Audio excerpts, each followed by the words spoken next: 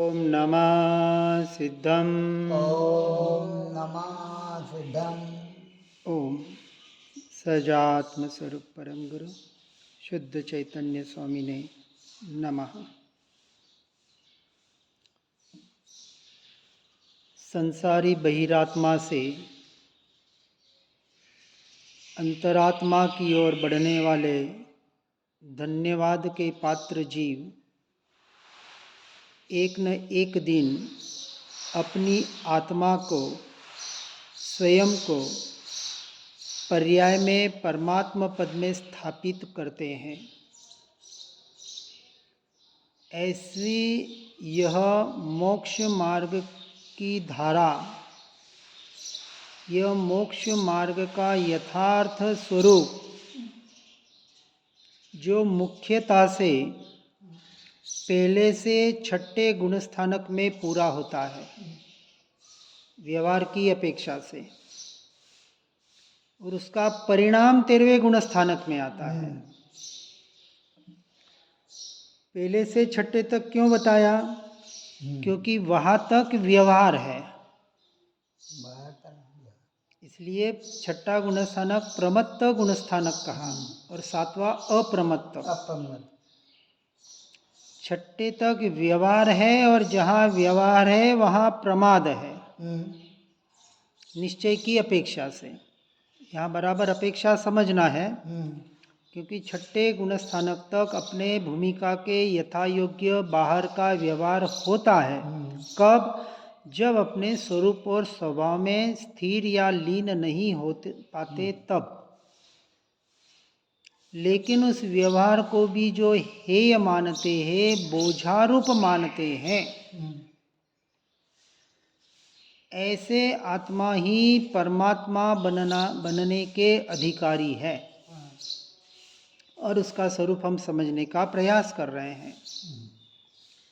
यह सारा संसार धर्म के नाम पर, परमात्मा को ढूंढने के नाम पर, परमात्मा के दर्शन करने के नाम पर, परमात्मा को पाने के नाम पर,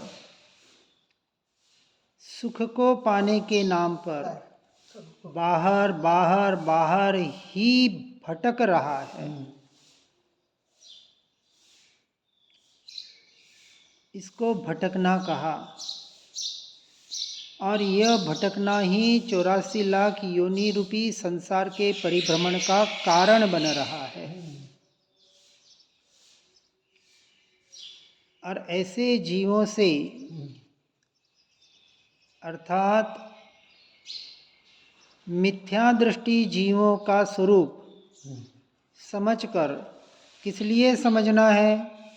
अपने बुद्धि विलास करने के लिए या लोगों को समझाने के लिए नहीं, अपने लिए, अपने स्वयं के लिए। मुझे मेरा काम करना है, और इस यथार्थ स्वरूप को इसलिए मैं समझने का प्रयास कर रहा हूँ कि मैं कहीं छोटी सी छोटी भूल में भी अपने इस श्रद्धान को मिथ्या न कर दूं, जो मुझे संसार परिभ्रमण का कारण बने।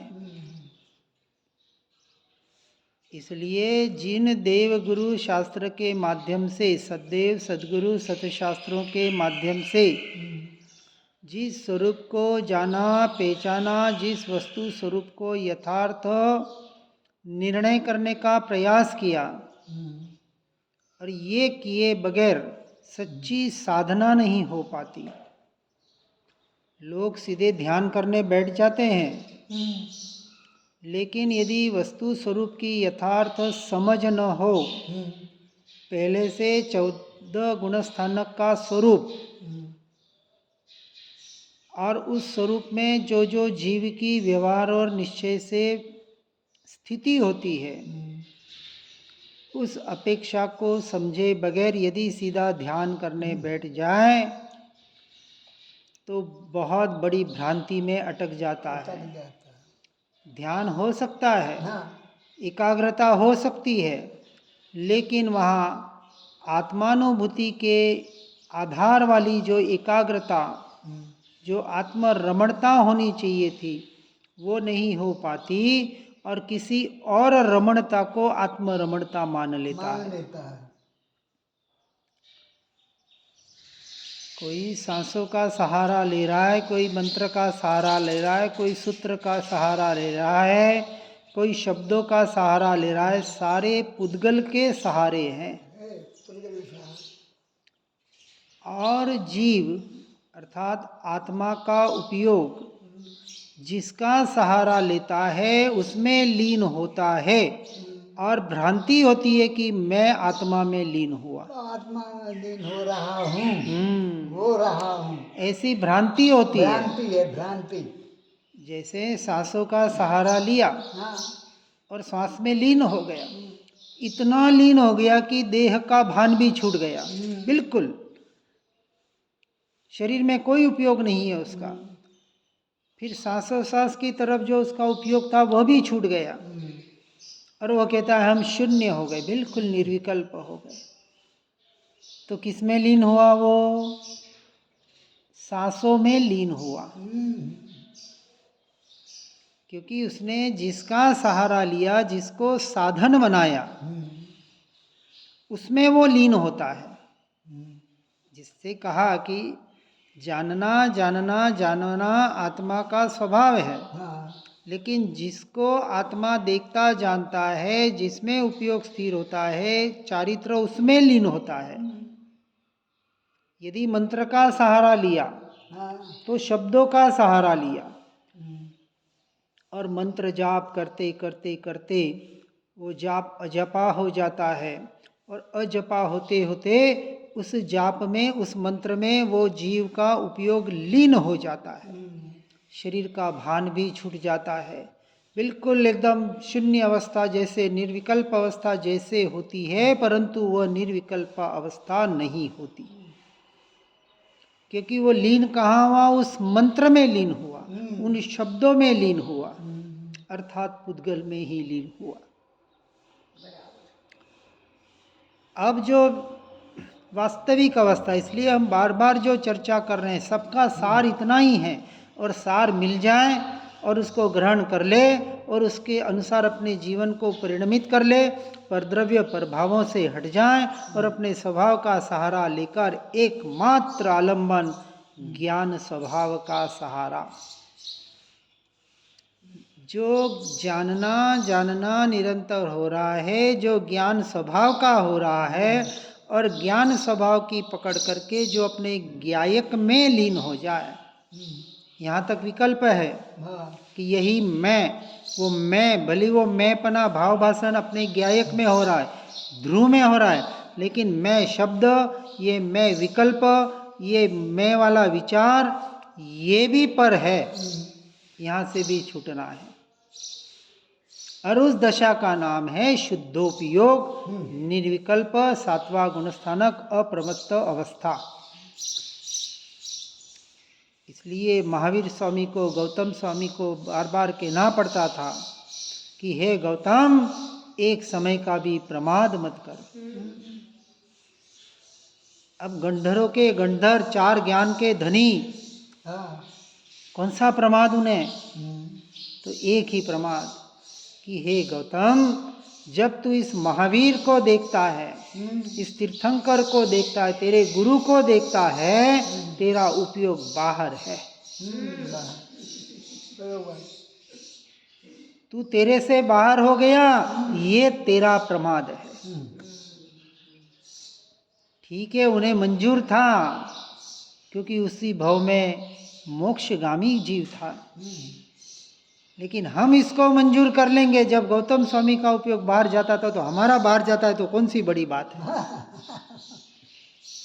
भैया, श्रद्धान की चर्चा चल रही है। यदि श्रद्धान में भी ऐसा बिठा लेगा कि उनका गया तो मेरा जा रहा है, तो क्या बात है? नहीं भैया, श्रद्धान को तो सुधारना, इसका नाम तो सम्यक दर्शन है, कि इस पे ये विचार करना है कि गौतम स्वामी को भी प्रमादी कहा, वो गौतम स्वामी को नहीं कहा, सारे जीवों के लिए वो उपदेश था कि हे भव्य जीवों, जब तुम अपने स्वरूप और स्वभाव में नहीं होते हो, वह समय तुम्हारा प्रमाद का है। समय में न रहना सो समय का प्रमाद है। समय का प्रमाद, समय में न रहना समय का प्रमाद है। अपनी आत्मा में। इसलिए कहा यदि एक क्षण, यहाँ क्षण का अर्थ है यहाँ अपने को एक समय लेना है, यदि निज में ठहर जाए, अपने स्वरूप में और स्वभाव में ठहर जाए, तो उस जीव का कल्याण हो जाए अनंत काल के लिए। देखो समझना, वो एक समय के लिए नहीं आना चाहता है। एक समय के लिए सम्यक दर्शन के लिए जो साधना कर रहा है वो कभी सम्यक दर्शन नहीं पा सकेगा। साधना तो अनंत काल के लिए की है। यदि इस क्षण इस समय मेरा उपयोग स्थिर हो जाए और अनंत काल के लिए मैं अपने स्वरूप में स्थिर हो जाऊं, मैं एक समय के लिए भी अपने स्वभाव से बाहर आना नहीं चाहता, ऐसे रुचि से, ऐसी प्रतिज्ञा से जब वो बैठता है तब उसकी सच्ची सामायिक शुरू होती है। भले बाद में आ जाए बाहर, वो बात अलग है, क्योंकि वो अभी चारित्र मोह का उदय है, वो बाहर आएगा करेगा, लेकिन श्रद्धान का विषय चल रहा है। अब वो पहले हम बैठते हैं, घड़ी देखते हैं, बस 48 मिनट की मुझे सामायिक करनी है, बैठ जाए सामायिक में। ठीक है, व्यवहार की अपेक्षा से जो यम नियम होते हैं वो अपनी जगह है, लेकिन भाव ऐसा करें कि सामायिक में यदि मैं अपने स्वभाव में लीन हो जाऊं तो अनंत काल के लिए होना है, मुझे एक समय के लिए भी बाहर नहीं आना है, मुझे सामायिक पारना नहीं है, सामायिक से निकलना नहीं है, ऐसे भावों के साथ। इसलिए अनादि काल से यह जीव जो भ्रमित था, बाहर की मान्यताओं में ऐसा उलझा हुआ था, और जब ऐसे सद्देव सद्गुरु सतशास्त्र का शरणा मिला, किसकी वजह से मिला? मेरे महा कोई पुण्य का उदय था, जो पूर्व भाव में बंधा था। पूर्व भाव में ऐसी कोई साधना, ऐसे कोई गुरु हमें मिले, और हमने ऐसा श्रद्धान किया था कि मार्ग तो यही सच्चा है, आत्मरमणता ही धर्म है, अन्य कहीं भी धर्म नहीं है। इसलिए कहा ऐसा सच्चा धर्म न चैत्यालयों में मिलता है, न गिरजाघरों में मिलता है, न मंदिरों में, न गुरुद्वारों में, न शिवालय में, न मस्जिदों में, न घरों में, न मकानों में।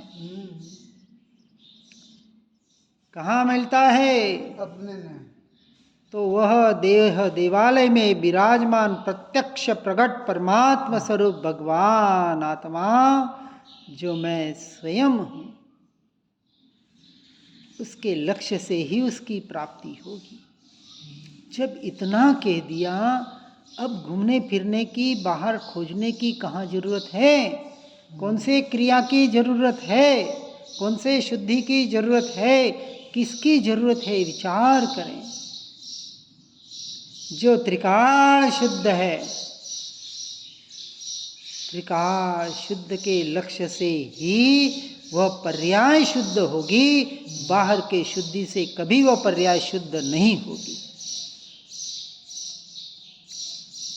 ठीक है, अपनी अपनी भूमिका के अनुसार व्यवहार होता है, होना चाहिए, कोई निषेध नहीं कर रहे हैं, लेकिन किसी का भी आग्रह ना हो, निराग्रही बनना है हमें, तो सच्चे धर्म की प्राप्ति होगी। क्योंकि एक ही लक्ष्य जिसने तय कर लिया, जिसने एकमात्र उस निश्चय सजात्म स्वरूप परमात्मा का लक्ष्य कर लिया, उसका व्यवहार की ओर लक्ष्य उपयोग कैसे जाएगा? और जाएगा तो जल्द से जल्द वहां से छूटने का प्रयास करेगा। और ऐसा जीव तो संसार में कैसे रह सकता है? आज 99% लोगों को ये सुनते कहते देख रहा हूं कि हम तो घर में रह के, एक कमरे में रह के अपनी साधना करते हैं, और कहने वाले कह रहे हैं कि घर पे रह के बहुत साधना हो सकती है। मैं तो इस बात को स्वीकार नहीं करता। कुंद कुंद आचार्य जैसे आचार्य ने कहा कि यदि तुझे सम्यक दर्शन की प्राप्ति करनी है, किसकी? सम्यक दर्शन की, यथार्थ सम्यक दर्शन की, तो 6 महीने के लिए तुझे गृहवास से निकलना पड़ेगा। एकांतवास और अकेले रह के तुझे तेरी साधना करनी पड़ेगी। ज्यादा से ज्यादा 6 महीने। 6 महीने। यदि योग्य जीव हो तो 5 महीने में, 4 महीने में, 3 महीने में, 1 महीने में, 1 दिन में, अंतर मुहूर्त में कर सकता है, लेकिन घर पे रह के नहीं। स्पष्ट निषेध किया हुआ है। इसलिए कहते हैं निज आत्म रूपी परमात्मा न पर्वत कंदराओं में मिलेगा, न गुफाओं में मिलेगा, न कहीं बाहर ढूंढने से मिलेगा। भले वन जंगल में चला जाए, द्रव्यलिंगी मुनि बन जाए, इससे काम नहीं होगा। ये तो बाहर की अवस्था आएगी भूमिका के अनुसार, लेकिन बाहर की अवस्था को, इस द्रव्य लिंग को, अर्थात 11 प्रतिमा 28 मूल गुणों का पालन अपने भूमिका के अनुसार जो होता है होना चाहिए, लेकिन उसे ही धर्म मान लेगा, उसी को मोक्ष मार्ग मान लेगा, उसी को संवर निर्जरा का कारण मान लेगा, तो कभी अपने आत्मा में लीन हो नहीं पाएगा। और बिना आत्मलीनता के, यहाँ तो कहते संवर भी नहीं है तो निर्जरा बहुत दूर, और बिना संवर निर्जरा के पर्याय में मोक्ष की प्राप्ति कैसे होगी? इसलिए कहा अप्पा सो परम अप्पा, आत्मा ही परमात्मा है। बार बार क्यों कह रहे हैं कि तू स्वयं भगवान है? इसलिए कि बाहर की खोज बंद कर, बाहर के संसार से हट जा। जैसे कोई डॉक्टर बनता है, इंजीनियर, सीए आदि बनता है, तो उसके लिए क्या करना पड़ता है? 16 से 20 साल का परिश्रम करना पड़ता है।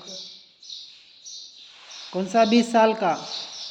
पहले तो 16 साल में हो जाता था, आजकल तो 20 साल लगते हैं, क्योंकि 2.5 से 3 साल के बच्चे को हम घर से बाहर भगा देते हैं। हम तो कह रहे भगा देते हैं, कोई उसका कल्याण नहीं कर रहे हैं। जो माता पिता बच्चे को पढ़ाने में, डॉक्टर, इंजीनियर, सीए बनाने में जीवन की सफलता मान रहे हैं, वो अपने बच्चों पर अत्याचार कर रहे हैं। बिल्कुल, नाम के लिए।